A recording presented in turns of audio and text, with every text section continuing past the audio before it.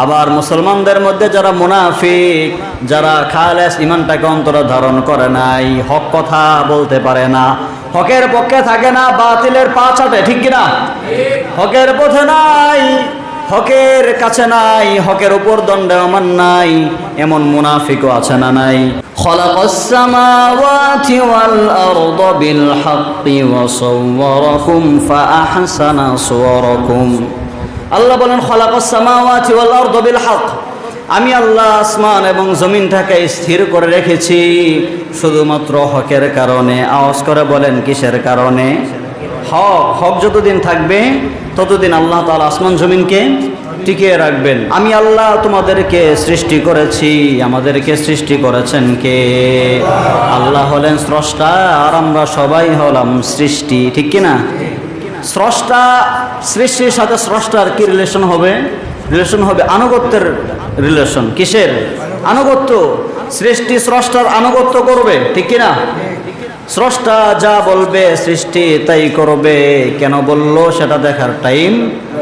কথা বলেন, আল্লাহ বলবে আর আমরা মানবো, এটাই হচ্ছে আল্লাহর সাথে আমাদের সম্পর্ক, ঠিক কিনা? স্রষ্টার সাথে সৃষ্টির রিলেশন হবে এটাই।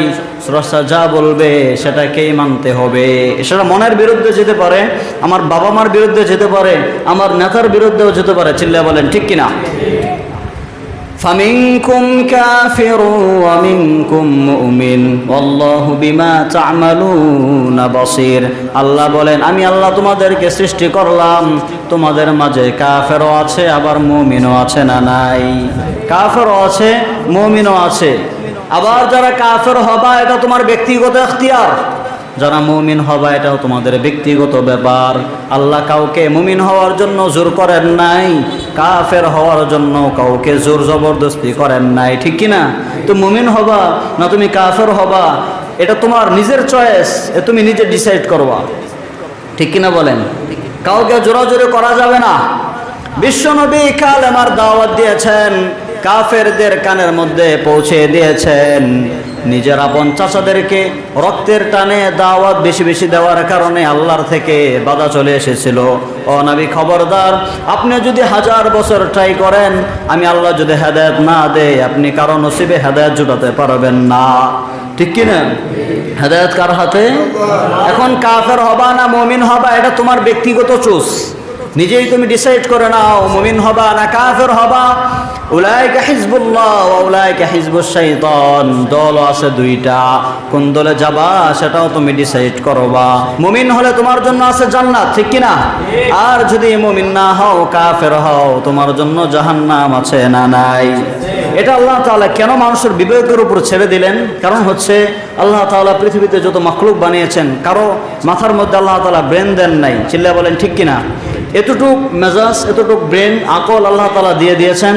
কোনটা হক, কোনটা বাতিল, কোনটা সত্য, কোনটা মিথ্যা, কে আসল কে নকল, এতটুক জাস্টিফাই করার মতো মেধা আল্লাহ তাআলা সবাইকে দিয়ে দিয়েছেন। কেউ যদি বলে ফেরাউন কালেমা পড়ে নাই এজন্য কি আল্লাহ দায়ী নাকি? ফেরাউন কালেমা না পড়া সেটা ফেরাউন নিজেই দেয়। কারণ ফেরাউনের মাথার মধ্যে এমন ব্রেন আল্লাহ দিয়ে দিয়েছিলেন, আল্লাহ সত্য এটা বুঝতে তার কোনো সমস্যা হয় নাই। ফেরাউন কিন্তু বুঝতে পেরেছিল যে আল্লাহ তাআলা হক, আসলে আমি আসল খোদা নই, আমি হুদা, আসল খোদা হচ্ছেন আল্লাহ। চিল্লায়া বলেন ঠিক কিনা? তিনি বুঝতে পেরেছিলেন, বোঝার পরও মানে নাই, নিজের প্যাস্টিজ আছে না নাই?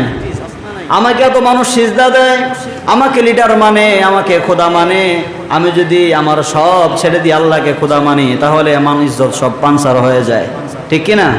তাহলে তার মানে আল্লাহ তাআলা ওকে এতটুকু ব্রেন দিয়েছিলেন, কোনটা হক কোনটা বাতিল জাস্টিফাই করতে পারবা। আবার আবু জেহেল্লাও কিন্তু বুঝতে পেরেছিল মোহাম্মদ সঠিক, কিন্তু নিজের বংশের লিডারগিরি ছুটে যাবে, নেতাগিরি ছুটে যাবে, এজন্য আল্লাহর বিরুদ্ধে গিয়েছে, ঠিক কিনা? তার মানে আল্লাহ তাআলা সবার ব্রেনের মধ্যে, সে কাফের হোক, সে মুশরিক হোক, হিন্দু ধর্মে জন্মগ্রহণ করুক না কেন, তার ব্রেনের মধ্যে মুসলিম হওয়ার ক্যাপাসিটি আল্লাহ তাআলা ঢুকিয়ে দিয়েছেন। সুবহানাল্লাহ পড়ে। কিন্তু তারপরেও যদি না মানে সেটা তার ব্যক্তিগত ব্যাপার। চিল্লায়া বলেন ঠিক কিনা? অনেকেই বলে আল্লাহই তো চালায়, আল্লাহই তো সব কিছু করায়, ঠিক কিনা? তাহলে কেমনে কি হয়? এখন যদি এই কথাটা মানা হয় যে আল্লাহ যেভাবে লেখছেন, যা লেখছেন তাই হচ্ছে, আমি এখানে বসে থাকি তো দেখি কথা বের হয় কিনা?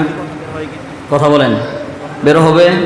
হাত এখানে রাখলাম, সরালাম না, হাতকে একা একে সরতে পারবে? তাহলে নিজস্ব ক্যাপাসিটি, নিজস্ব শক্তি আল্লাহ তাআলা কি আমাদের মাঝে দেয় নাই? অনেকে বলে আল্লাহ আমার দিয়ে নামাজ পড়ায় না, এজন্য নামাজ পড়ি না। তুই যে সকালে উঠা মন্দিরে গেলি, কনসার্টে গেলি, তখন কে নিয়ে গেল? তোমার বাবা মা বাধা দেয়, বন্ধুরা বাধা দেয়, জোর করে তুমি কনসার্টে যেতে পারো, তখন তুমি কেমনে গেলা? তার মানে এখানে চালাকি আছে না নাই? ধান্দাবাজি আছে না নাই? এজন্য আল্লাহর সাথে কোনো বাংরামি চলে, কোনো বাটপারি চলে? হুয়াল্লাযী খলাকাকুম ফামিনকুম কাফিরুন ওয়া মিনকুম মুমিন। এখন তুমি কাফের হবা না মুমিন হবা, এটা তুমি নিজে নিজে ডিসাইড করো নাও। আল্লাহু বিমা তা'মালুনা বাসীর। আমরা যা কিছু করি না কেন সব কিছু দেখে কে? খালাকাস সামাওয়াতি ওয়াল আরদা বিল হাক্কি ওয়া সাওয়ারাকুম ফাআহসানা সুওয়ারাকুম। কথাটা কার? আল্লাহ বলেন খালাকাস সামাওয়াতি ওয়াল আরদ, আসমান এবং জমিন আমি আল্লাহ স্থির করে রেখেছি, সুন্দরভাবে রেখে দিয়েছি শুধুমাত্র বিল হকের কারণে। আবার যখন আল্লাহর নাম নেওয়া বন্ধ হয়ে যাবে, আসমান জমিন সব কিছুকে ধ্বংস করে ফেলবে কে? এখন যদি আমরা সব মুসলিমরা হারিয়ে যায়, সব কাফের মুশরিক ইহুদিরা মিলে যদি শুরু করে লা ইলাহা, এখন যদি হিন্দুরা শুরু করে, অ্যান্সার দেন তো। ধরেন সব মুসলমানরা নাই, সব মুসলিমরা নয় খ্রিস্টান হয়ে গিয়েছে, ইমান হারা হয়ে গিয়েছে, না হয় পৃথিবী থেকে হারিয়ে গিয়েছে। এখন যেহেতু সব মুসলিমরা শেষ, হিন্দুরা চিন্তা করলো এটা তো বাস্তব হতে পারে যে লা ইলাহা ইল্লাল্লাহ সারা পৃথিবী থাকবে না। নিজের অস্তিত্ব ঠিক রাখার জন্য সব হিন্দুরা মিলে, সব খ্রিস্টান মিলে, সব বৌদ্ধরা মিলে, সব মুশরিকরা মিলে যদি আল্লাহর নামের জিকির শুরু করে দেয়, এই জিকিরের দ্বারা কি আসমান জমিন ঠিক থাকবে? কথা বলেন, ঠিক থাকবে? কেন? তাদের মধ্যে হক নেই, তাদের মধ্যে সত্য নেই।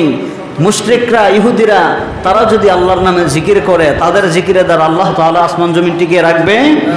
তারা যদি ইসলাম ধর্ম গ্রহণ করে সেটা ভিন্ন ব্যাপার, তাহলে তো তারা মুমিনী হয়ে গেছে, ঠিক কিনা? আবার মুসলমানদের মধ্যে যারা মুনাফিক, যারা খালেস ইমানটাকে অন্তরে ধারণ করে নাই, হক কথা বলতে পারে না, হকের পক্ষে থাকে না, বাতিলের পা চাটে, ঠিক কিনা?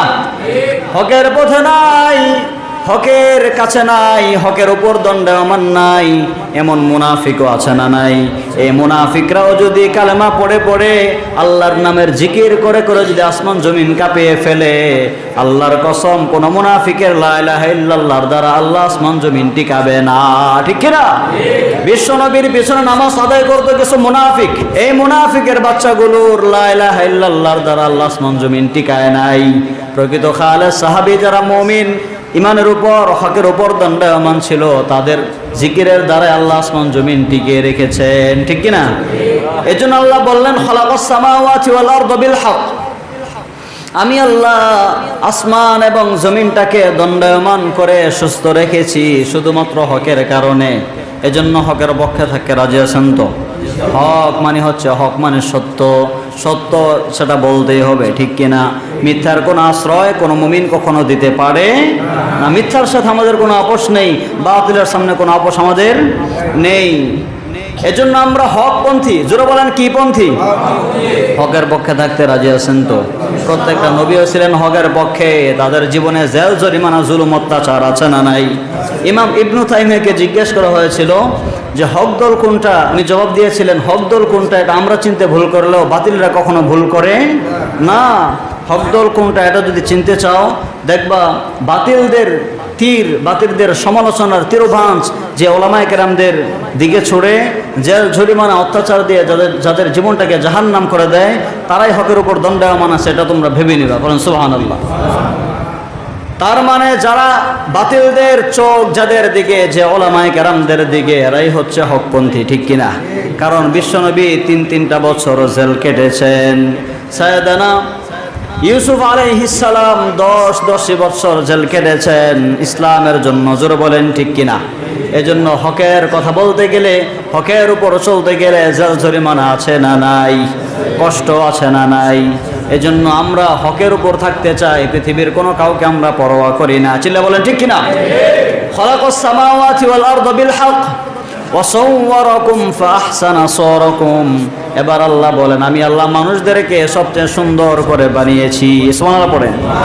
মানুষদেরকে কত সুন্দর করে বানিয়েছি। অসবরকুম ফাহসানা সুওরাকুম, সব সৌন্দর্যের উপরে যে সৌন্দর্য, সেই সৌন্দর্য দিয়ে আমি আল্লাহ তাআলা মানুষদেরকে বানিয়েছি। বলেন সুবহানাল্লাহ। মানুষের উপরেও সুন্দর, ভিতরেও সুন্দর, ঠিক কি না? ভিতরেও কেমন সুন্দর, বলে মানুষ যেমন সুন্দর, এরা সৌন্দর্যকেই শুধু পছন্দ করে, ঠিক কি না? সৌন্দর্য সবাই পছন্দ করে না। আপনি একটা গরু ছাগলকে বা কোনো পশু পাখিকে আপনি যেখানে বসাবেন সেখানেই বসবে, সে তার জায়গাকে দেখবে না। আর একটা মানুষকে বসাতে যান, সে 3-4 বার নজর দিবে এখানে বসার উপযুক্ত কিনা। চিল্লা বলেন ঠিক কিনা? তার মনে হয় সে ভিতরেটাও সুন্দর। এরা সৌন্দর্যকে পছন্দ করে, সৌন্দর্যকে প্রশ্রয় দেয়। সৌন্দর্য ছাড়াই মানুষ কি করে না, অন্য কোনোটা এলাও করে না। এই মানুষ কতটা সুন্দর, এদের ভিতরের কেমন সুন্দর সেটা তাদের অঙ্কন দেখলেই বোঝা যায়। মানুষ যে আর্ট করে, সৌন্দর্য ফুটে না আসা পর্যন্ত সেটাকে ছাড়ে না, ঠিক কিনা? একটা প্রাইভেট কার বানায়, হেলিকপ্টার, বিমান বানায়, কত সুন্দর ফিনিশিং তারা দেয়। রঙের কি ডিজাইনগুলো মানুষ করে, এটা কল্পনাই করতে অনেক সময় অবাক হওয়া লাগে যে মানুষ এটাকে ডিজাইন করেছে। চিল্লা বলেন ঠিক কিনা? তার মানে আল্লাহ বলেন, এই মানুষ উপরেও সুন্দর, ভিতরেও সুন্দর, আর সৌন্দর্যের দিকে এরা আকৃষ্ট। কারণ পৃথিবীটা অনেক সুন্দর, ঠিক কিনা? এই পৃথিবীটাকে সুন্দর করে সাজিয়েছেন কে? এই সাজানো পৃথিবীটা ছেড়ে মানুষের মন কবরের দিকে যেতে চায় না, ঠিক কিনা? কারণ মানুষের একটা নেচার হচ্ছে এরা সৌন্দর্যকে প্রাধান্য দিবে, এরা সৌন্দর্যকে পছন্দ করবে। এজন্য দুনিয়ার এই সৌন্দর্যটাকে ছেড়ে তারা চলে যেতে চায় না। এরপর আল্লাহ বলেন, ওয়া ইলাইহি তুরজাউন, যতই না মনে চাক তবুও তোমাদের রবের দিকে প্রত্যাবর্তন করতে হবে। চিল্লা বলেন ঠিক কিনা? যতই তুমি সৌন্দর্য দেখো না কেন দুনিয়ার, ফাহসানা সুওরাকুম ওয়া ইলাইহি তুরজাউন, তুমিও সুন্দর, এজন্য তোমার সৌন্দর্যও ভালো লাগে। দুনিয়ার সৌন্দর্য ছেড়ে আর যেতে মনে চায় না। তবে যতই না মনে চাক না কেন, আমি আল্লাহর সাজানো পৃথিবীটা সাজানো রয়ে যাবে, মাঝখান থেকে তোমাকেই ফিরে যেতে হবে, ঠিক কিনা? আল্লাহ তাআলা পৃথিবীটাকে সুন্দর করে বানিয়েছেন, এটা আমাদেরকে বললেন। আবার বললেন যে মানুষের নেচার হচ্ছে, কালচার হচ্ছে, এরা সৌন্দর্যকে ছাড়তে চায় না। এই সুন্দর পৃথিবীটা, সাজানো পৃথিবীটা, এটা ভাবতেই তো কষ্ট লাগে, না জানি কখন আমি চলে যাই। যেতে মনে চায়? আপনাদের কার কার মনে চায় যে তাড়াতাড়ি মরে যাই? মনে চায় নাকি? কারোই মনে চায় না। তবে এটাই বাস্তব হচ্ছে, এই সৌন্দর্য, পৃথিবীর সৌন্দর্য রয়ে যাবে, মাঝখান থেকে শুধু আমি চলে যাব। চিল্লা বলেন ঠিক কিনা? এজন্য তাগাবুন মানে হচ্ছে প্রতিযোগিতা। এই প্রতিযোগিতা এসে আমরা কখনো কারো পিছে সময় নষ্ট করে আমার রবকে ভুলে যেতে চাই না। চিল্লা বলেন ঠিক কিনা? যে নেতা বিপদে পড়লে আমাকে ছেড়ে চলে যায়, আজকে সেই নেতার পিছনে ছুটি। আর বিশ্বনবী এমন নেতা, এখন আমাদের জন্য ওনার কান্নাকাটি আছে না নাই? কিয়ামতের ময়দানে সব নবীরা ইয়া নাফসি বলে চিৎকার করবেন, শুধুমাত্র একজন নবী, যেই নবীর মুখে ইয়া নাফসি শোনা যাবে না, সেই নবী বলবে ইয়া উম্মতি, ইয়া উম্মতি। অথচ সেই নেতার গোলামি আমরা করতে চাই না, সেই নেতার অনুগত আমাদের মাঝে নেই। এমন নেতার আমরা পিছনে পিছনে পড়ে থাকি, যে নেতার পিছনে পড়ে আমার আল্লাহকে ভুলে যাই, আমার দিন ইসলাম থেকে আমরা দূরে সরে যাই। চিল্লা বলেন ঠিক কিনা? এজন্য আমরা নেতাকে চুজ করতে হবে, প্রতিযোগিতায় আমাদের বিজয় হতে হবে। চিল্লা বলেন ঠিক কিনা? এই দুনিয়াটা হচ্ছে প্রতিযোগিতার জায়গা। প্রতিযোগিতা মানে হচ্ছে একজনকে হারিয়ে জিতে যাওয়ার নাম হচ্ছে প্রতিযোগিতা। একজনকে হারিয়ে নিজে জিতে যাওয়ার নাম কি?